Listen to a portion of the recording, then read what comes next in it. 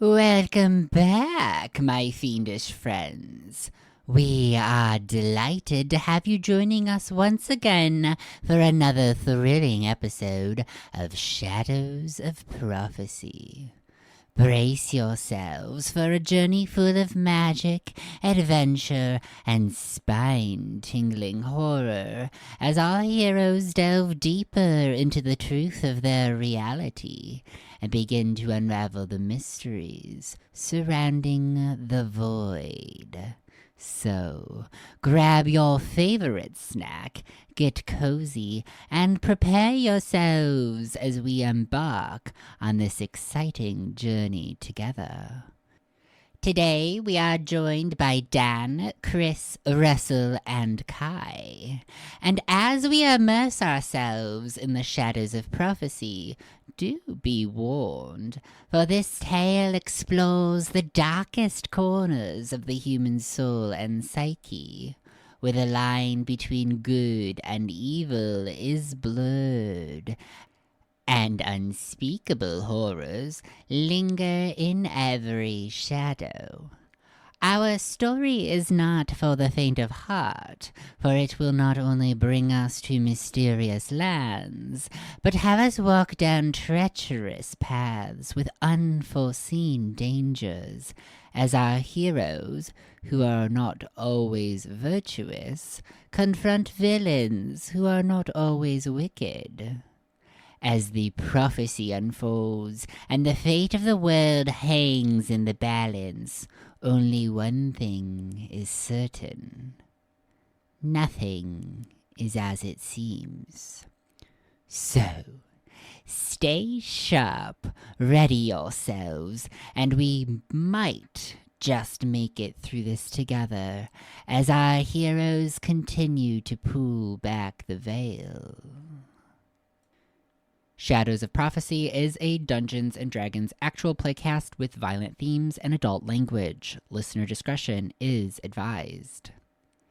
Join us today as we enter the Shadows of Prophecy. Act 2, Behind the Veil. Chapter 14, Tinder to the Flame. Previously on Shadows of Prophecy. As the party ventured deeper into the enchanted forest, the very heart of nature itself seemed to turn against them. Beasts grew increasingly ferocious, brambles thickened to ensnare, and pathways vanished into obscurity. Their quest led them to a harrowing encounter with the guardian of the enchanted forest, a formidable and ancient Leshy. In a battle as intense as it was bewildering, the Leshy used its serpentine roots to grapple and ensnare the party members. Yet, in the midst of this struggle, Upri and Ren managed to break free. A surge of wild magic from the barbarian created a surreal spectacle, an explosion of energy, birthing a cloud of giant butterflies that shrouded the battlefield. Yancey, with his mastery of the arcane, unleashed torrents of destructive fire and blight, relentlessly eroding the Leshy's vitality. The stakes grew higher as the Leshy summoned direwolves to join the fray. Ren, the ever-resourceful, severed the Leshy's taproot, thwarting its ability to heal itself. Salvador valiantly held the line, defending against the relentless direwolves. Yancey attempted to negotiate with the creature, but only deciphered a short phrase. The corruption must be destroyed. Yancey briefly banished the creature, affording the party a fleeting moment of respite. But as the Leshy returned to the material world, it unleashed a haunting cry that resonated through the forest, summoning the denizens of the woods to encircle and assail the party. In a tense and unforeseen ambush, the party confronted the Leshy once more. With determination and courage, they managed to defeat the ancient guardian, temporarily restoring a fragile semblance of peace to the enchanted forest. The battle having ceased, they pressed on to reach Upri and Yancey's home in the forest, a place they had lovingly named the Treehouse, where they hoped to reunite with their family, the Strays. Upon their arrival, an unsettling chill gripped their hearts. The treehouse stood eerily silent and devoid of life. Their family members had been replaced by eerie and lifelike puppets, bearing an uncanny resemblance to their loved ones. A growing sense of dread took hold as Yancey and Upri ventured deeper into the now macabre abode. Each discovery unveiling more puppet family members and an ominous portal. With fear gnawing at their souls, they made a daring choice to leap into the portal, desperate to unravel the sinister mystery. Little did they realize that their decision would transport them to a surreal and nightmarish realm, where oversized, vividly colored props loomed, exuding an eerie and otherworldly aura. Above them, an unsettling, twisted, clown-like entity that could only be described as a grotesque cousin of Thomas the Tank Engine, grinning malevolently, its round, ballooning face stretched into a nightmarish smile.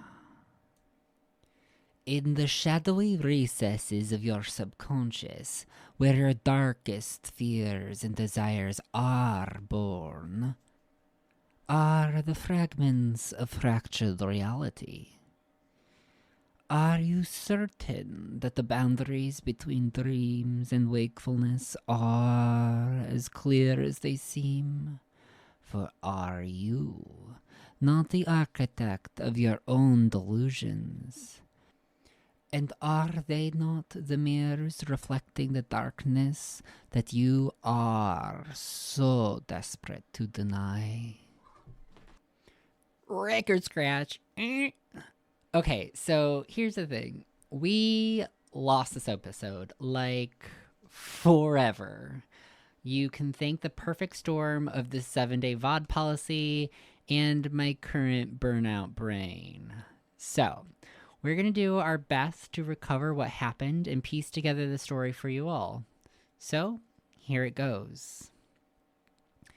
As the party steps foot into this bizarre and surreal, nightmarish realm, they find themselves surrounded by a colorful array of larger-than-life props that seem plucked from the imagination of a sentient doll. Each element conjures a disconcerting blend of whimsy and the horror in the idea of where they have now just landed. A thimble, carelessly overturned and transformed into a makeshift flower pot. A candy wrapper, meticulously adhered to a toothpick, fluttering like a garish flag. And a slightly askew pencil masquerading as a telephone pole, jutting out over the black and white tiled road. Overhead, a nightmarish entity leers down upon them. Its overly friendly features are an unsettling mockery, as its round, balloon-like face distorts into a fiendish smile, twisting into an unnerving grin that seems to mock the very concept of joy. And then, as the party takes in this unsettling landscape, a disconcerting static sound fills their minds, as if an old radio is broadcasting from a distance. It's in this dissonant silence that Daphne begins to speak directly into their thoughts, her voice a disembodied presence. Salvador, Upri, Ren, Yonsei, where are you? The connection is difficult. Anyways, Alice, Desmond, Wesley, and Freya have arrived and we've been getting acquainted. I wanted to check in with you as you make your way over to the Underkeep, my darlings. It may seem like the makings of an absurd tale, but I am surprised by the absence of malevolence in Alice's demeanor, which leaves me pondering. Her sincerity hints at layers of unfathomed complexity. In the backdrop of this enchanted realm, where the enchanted forest whispers its ancient truths, we've uncovered a sobering revelation. An unending cycle of near-extinction events, repeating every 3,000 years. But that's not the most chilling part. The destruction we've witnessed, as horrifying as it has been, seems like it may be a mere pin drop in the vast sea of catastrophe that looms on the horizon. And that is a truth so ghastly that even the demigods of yore, beings of unimaginable power, such as Freya, have taken the drastic step to resetting this illusion just to escape it. In doing so, they've not only chosen to wipe clean the slate of their own memories, for the burden of the truth was too much for even their divine shoulders, but reset that of the entire world. Now, as you stand on this cosmic crossroads, a momentous decision lies before you. It's a decision that will shape the destiny of Everfear, and perhaps the very fabric of reality itself. Will you choose to reject the beguiling powers of the Titans, preserving your morality and humanity as you prepare for what is to come? Or will you, in the face of impending calamity, embrace these powers, readying yourself for the perilous journey ahead? I cannot tell you the correct path forward, so you must choose for yourselves. In the meantime, I will be waiting and doing what little I can to collect information with Cyril and Alice. See you soon, darlings. Goodbye. Dreams. Goodbye. Click. Next time, call collect. And you get that like little ring in the back of your heads for just a little moment, and then it fades away. Does she do that all the time? This bitch. Not that long. Normally. It's hard to get a word in. Yeah, I don't know why she called and was like, yeah, you have to make choices. Also, I can see where you are. Goodbye. What is she doing? I don't know. But I still don't really trust Alice, even though she said, oh, she's a good person. Yeah, I mean, she said that thing about depth. I mean, is that just not sociopathy beneath the non-millennials? Right. And it was a really long monologue just to get a... Alice seems okay. Yeah, I think maybe Daft might be drunk channeling again. Yeah, maybe. After the haunting message from Daphne concludes, the party finds themselves with only one reasonable course of action: to tread the winding path laid out before them. This black and white tiled road stretches out in a serpentine fashion, guiding them through this eerie landscape, as if painted by the capricious hand of a dreamer. As they traverse this peculiar trail, they are surrounded by an uncanny perfection, a world where everything is meticulously manicured and almost too symmetrical to be real. The hills that rise and fall in rhythmic succession are an unnatural shade of emerald green. They are so immaculate that they appear as though they've been plucked from the pages of a meticulously crafted fairy tale. Each hill is rounded with mathematical precision and spaced apart with almost mathematical regularity, creating an eerie, orderly landscape that challenges the very concept of reality. At last, they approach a hill unlike the others. It stands singular, a one-tree hill, its solitary tree crowned with leaves that shimmer like shards of polished emerald. Beneath this extraordinary tree, a doll girl named Mabel frantically searches for her missing hat, a prized possession she insists she needs to witness the upcoming circus. A subtle tension fills the air as the party approaches the doll girl. Upri, in particular, takes a step back, her instincts screaming to keep her distance from the uncanny doll. With gentle but persistent prodding, they try to assist Mabel in her search, but she seems mired in confusion, unable to recall the exact location where her cherished hat slipped from her possession. Fearing they may be saddled with an unexpected companion, the party hopes to dissuade her from following, unsure of the consequences of having her with them. In a clever bid to avoid Mabel's company, Sal, the master of illusion, conjures forth an illusory hat, so realistic that it almost transcends the realm of the ethereal.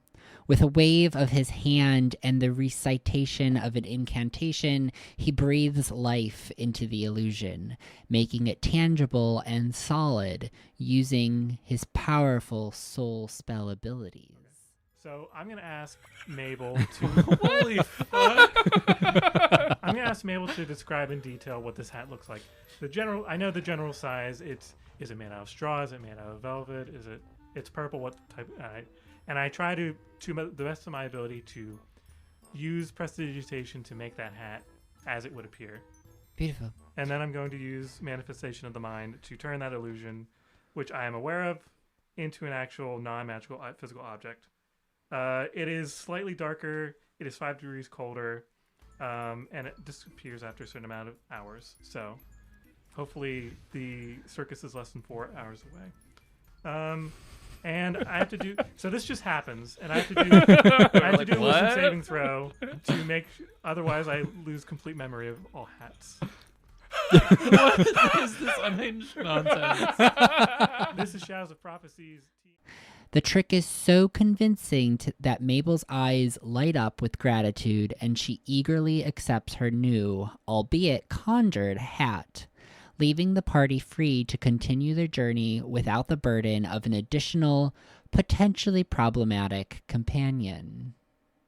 With their nerves still on edge after the unsettling encounter of Mabel, the party continues along the winding road, their footsteps echoing on the peculiar black and white tiles beneath them. They walk for what feels like an eternity, which was only about 20 minutes, in this peculiar dreamscape that defies the laws of reality. In the distance, the road leads them to a looming dollhouse that rises before them like a surreal beacon. The house is a peculiar, crooked structure with a wraparound porch that seems to defy the laws of geometry. The pathway they've been following leads directly onto the porch, indicating that their only option is to venture into this enigmatic dwelling.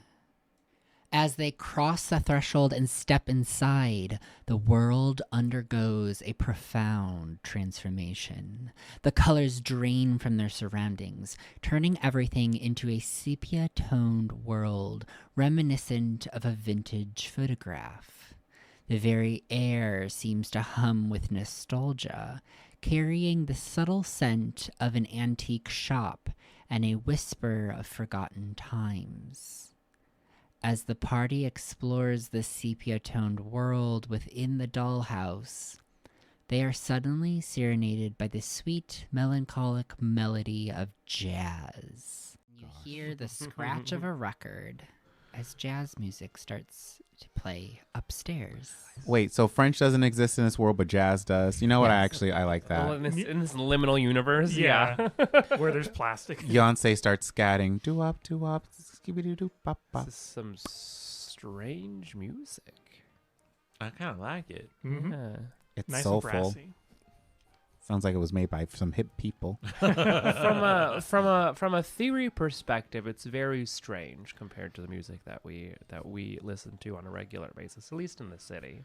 Rock Little music. cymbals. Okay, boomer. Trumpets. Yeah, do you not have trombone. EDM in the city? What is EDM? Eclectic dance music of the forest. The F is silent. The forest is silent. Yeah, eclectic. With No, an it says not from the forest. We don't have eclectic dance. Amidst their palpable trepidation, the party members decide to send forth the heavily armored butler, their sentinel of fortitude, into the unknown depths of the dollhouse. Salvador, the steadfast figure, steps forward with an air of calculated determination, meticulously testing each of the 3 doors that line the second-floor corridor. As he opens and closes each one, he glimpses peculiar vignettes within. The first door reveals a chilling sight. A woman in a soiled white dress with a doll's painted visage, her vacant eyes fixed upon the open door. Her presence is haunting, and Sal can't help but shiver. Behind the second door, he discovers a surreal tableau.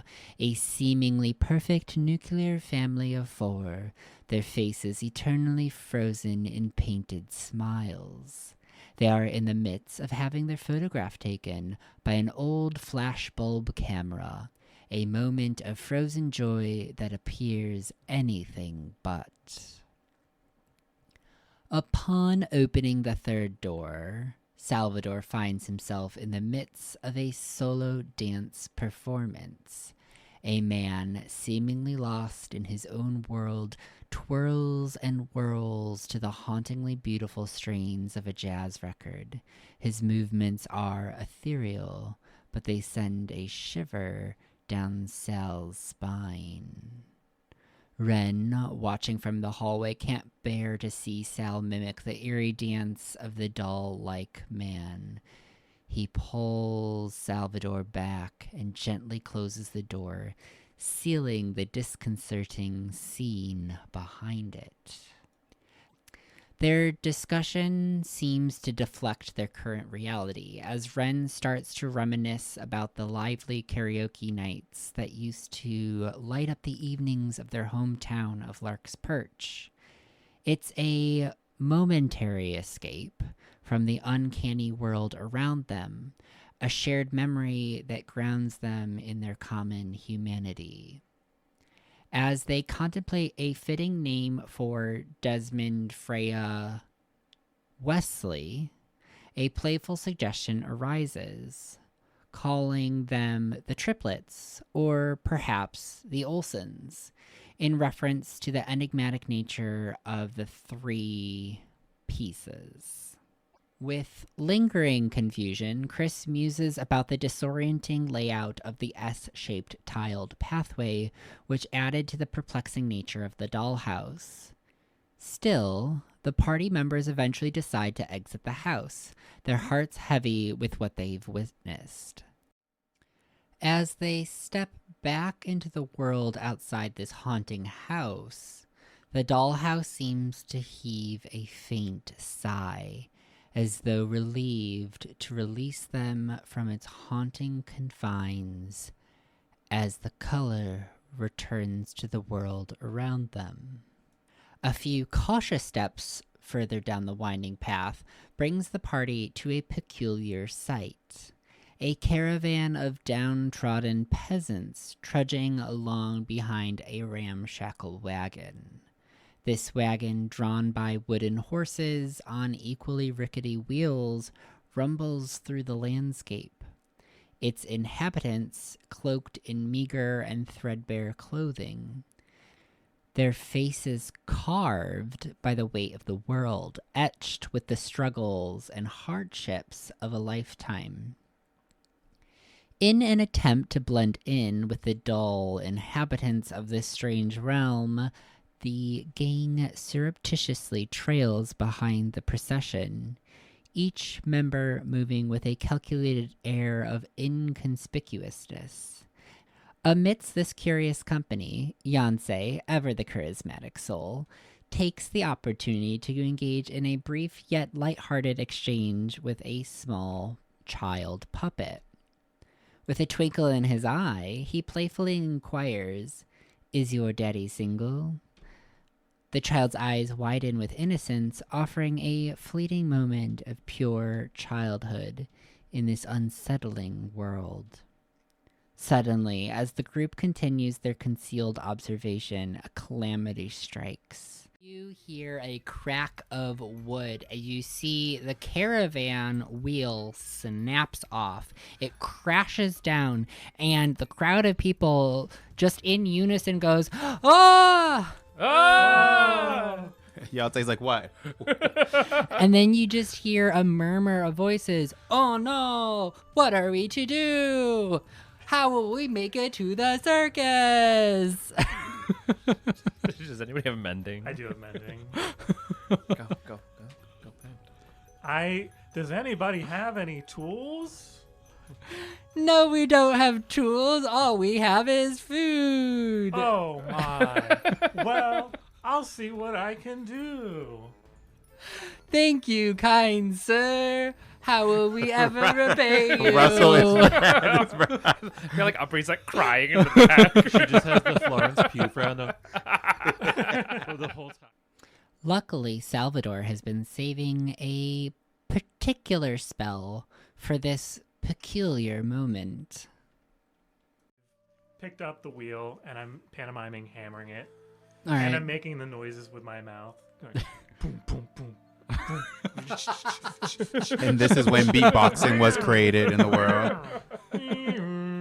and over the course of a minute, the wheels fixed. Yeah, and then wheels. Thank you. We'll see you at the carnival. Hurrah! Hurrah! Hurrah! It's interesting that they're walking instead of just like whoop and appearing at the carnival. It's funny that you say that because as you No. hear the entire hurrah, caravan. the entire caravan and all the people go bounce, bounce, up into the air. I hate it And here. they disappear. For a split second, I was thinking I could just hang on to this wagon wheel and figure out where they're going. But You're gonna die up there. I don't do that. I think they're being controlled by someone. Despite the many, many, many bizarre occurrences in this realm and very unsettling encounters, the circus itself now lies ahead, beckoning them to its tantalizing presence. As they make their way toward the front entrance, the sky above darkens into a deep, velvety night. A little paper moon suspended on a popsicle stick dangles overhead, casting a surreal and eerie glow upon the world below. The moon, an emblem of the uncanny, otherworldly reality, creates a hauntingly beautiful ambiance as they near the entrance of the circus. With the paper moon swaying above them, the party's anticipation mingles with unease as they prepare to step into the enigmatic heart of the carnival, where the line between dreams and nightmares blurs into a surreal and disorienting experience. From a distance, the carnival emerged as a spectral beacon, a surreal mirage against the backdrop of darkness, its radiant lights piercing through the obsidian night, casting an eerie glow that defied the surrounding emptiness. Carnival music drifts through the night, a haunting melody that beckons like a siren's call, soft and dreamlike from the distance, ever growing. The towering Ferris wheel stands like a colossal sentinel, its slow rotation resembling celestial movements. The carousel's spinning lights create a mesmerizing, hypnotic effect, like a distant galaxy in the cosmic void. Occasional bursts of fireworks erupt, briefly illuminating the darkness and transforming the carnival into a dazzling celestial body, an ephemeral brilliance that entices but leaves an unsettling impression. Despite its captivating allure, the carnival feels disconnected from the world, a distant, enigmatic, shimmering enigma on the edge of perception, promising excitement and adventure.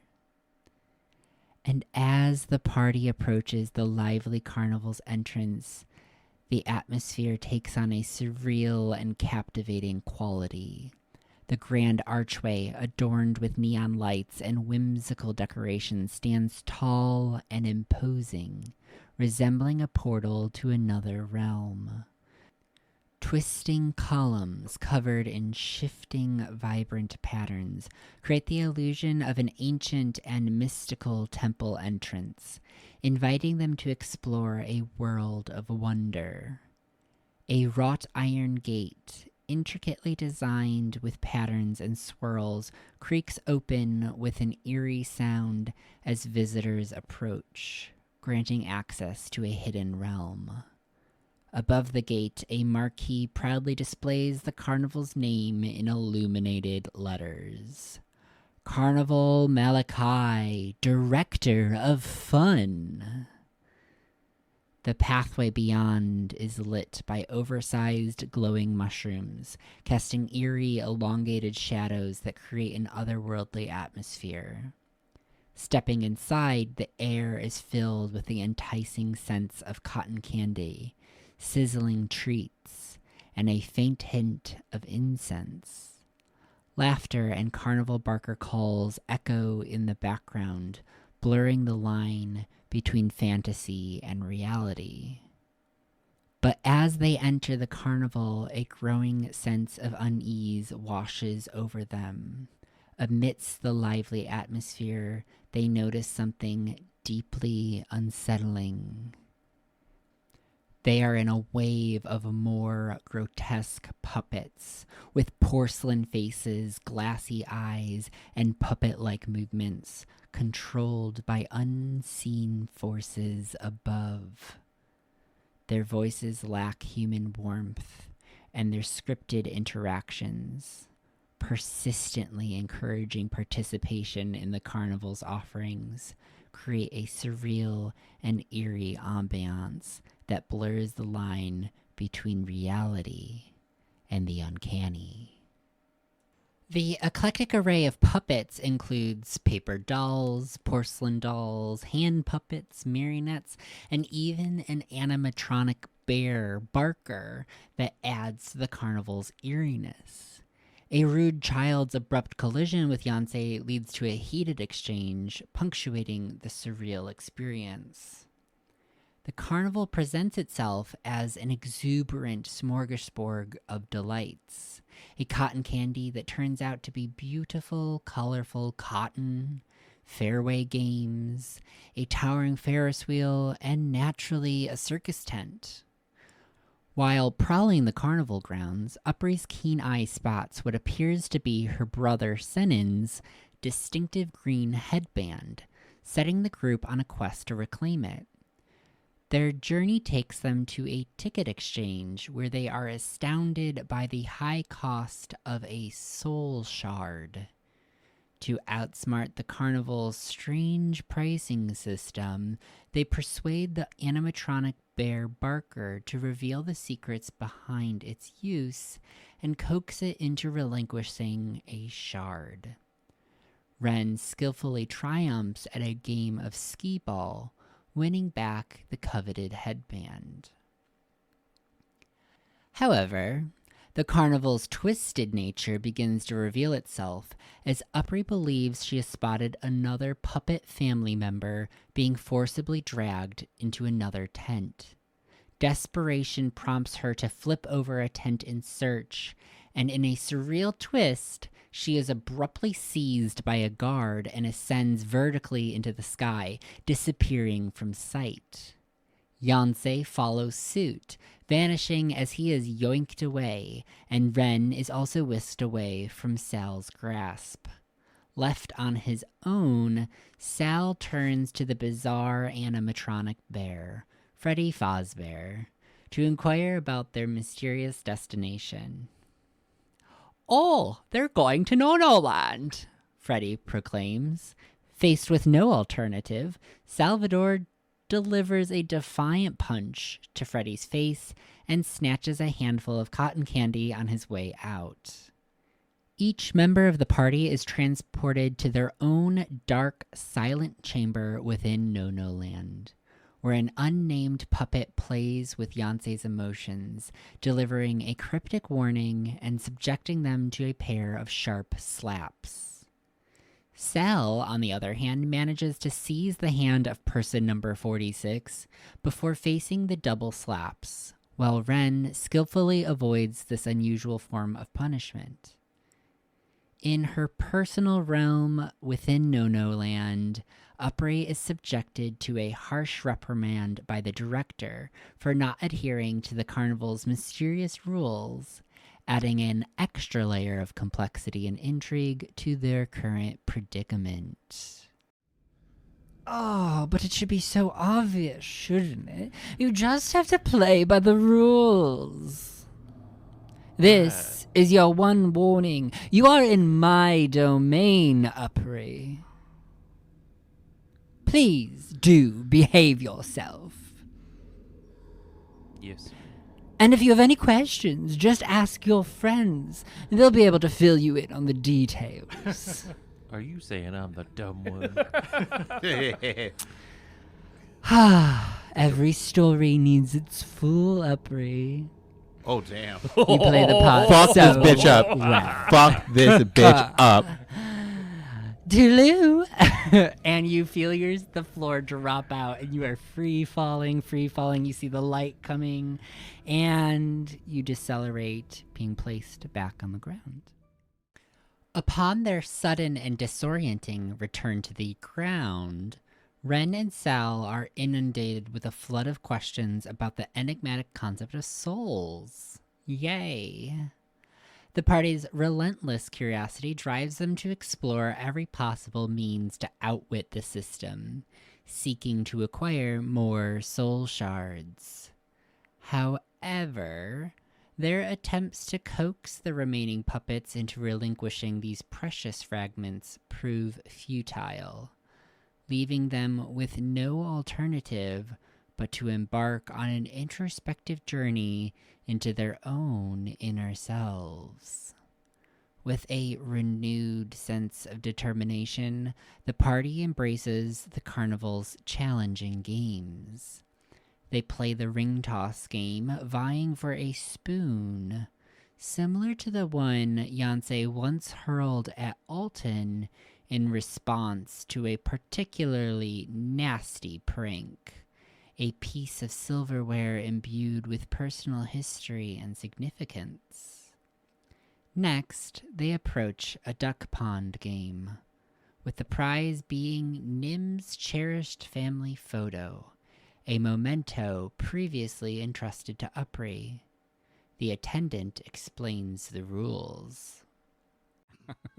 Well, what are the rules of the game? You just pick up. Besides picking up ducks, do you have any other rules? If you pick up a duck, you have to look at the bottom. You I'm cannot always looking at the touch bottom. any other ducks. And you cannot submerge any of your observation type spectacles under the water. Okay. You can also not remove the barrier around the pond or destroy or deface the pond in any sort of way. Okay, great. You also cannot ask me anything about the ducks. All right, okay, thank you. What was your way It's of pretty choosing this? straightforward rules, y'all. I have two ways I could. Salvador begins to pull ducks, one at a time at first, but then two more. You grab 2 ducks. You lift them up. You turn to your right. A dot. Drats. To your left. A star. Whoa! Whoa! Wow. Ding, ding, ding. You've won. That's great. What's on the 3-star shelf? So I slap There's Sal in the back like of the this head. giant boa constrictor stuffed animal. Sal. You know, I would really like that photo right there. All right. And they grab this photo off the shelf. And then they hand it to you. I hope you enjoy the rest of your time at the carnival. You know what? It's a hoot. If everybody's as thrilling as you, I think I'm going to die of excitement. Sure. Scouring the carnival for more memento prizes, the party finds themselves drawn to the big top. They enter overwhelmed by the revelry and the smell of popcorn. They take a seat to watch a teddy bear dance upon a ball around the ventriloquist dummy ringleader in the center of the room. Following this act, a pair of wireframe tightrope walkers performs a dramatic act with a particular letter as the focal point in their story of longing. The name Yonsei can be seen on the envelope in his sister Meredith's familiar handwriting. As the ringleader presents the next and final act, the spotlight circles the room and lands on none other than Yonsei. And that's where we're going to end this episode. As we draw the curtains on this latest installment of Shadows of Prophecy and bid you adieu, dear listeners, let the whispers linger in your thoughts, a reminder of the mysteries that lurk beyond the veil. But no need for fretting, even as we part ways for now. Remember, the shadows are here to stay, full of secrets, painters of eerie dreams, and looming in the corners of every mind's eye. A special thank you to our generous patrons, JCH, Chris B, and Maggie Z, whose unwavering support keeps the candles burning bright here at Goblin Forge. Before we bid you farewell, remember to like, follow, and subscribe to stay updated on your future journeys into the unknown. This playcast is a Goblin Forge production. If you enjoyed what you experienced today, follow us on Instagram at goblin_forge_TTRPG, at goblin_forge on TikTok, or join our Discord community. So, until our paths cross again, keep an eye on those shadowy nooks. Stay vigilant, stay curious, and embrace the unknown once more.